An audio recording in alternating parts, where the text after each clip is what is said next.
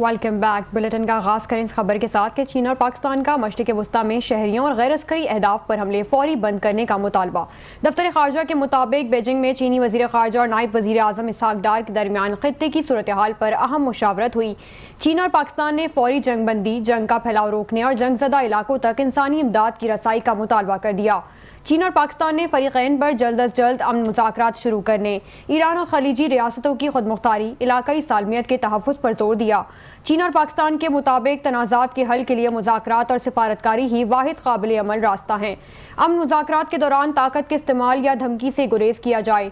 دونوں ممالک نے شہریوں اور غیر عسکری اہداف پر حملے فوری بند کرنے کا مطالبہ کیا اور توانائی، ڈی سیلینیشن، بجلی تنصیبات اور پرامن جوہری انفراسٹرکچر کے تحفظ پر زور دیا۔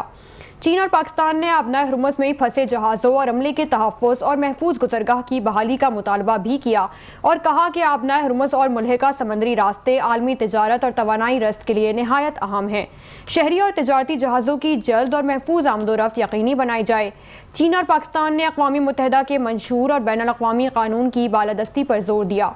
چین اور پاکستان نے دیرپا امن کے لیے جامع امن فریم ورک کی تشکیل اور کثیر الجہتی نظام کی حمایت کا اعلان بھی کیا اور اقوام متحدہ کے مرکزی کردار کو مزید مضبوط بنانے کی ضرورت پر زور دیا۔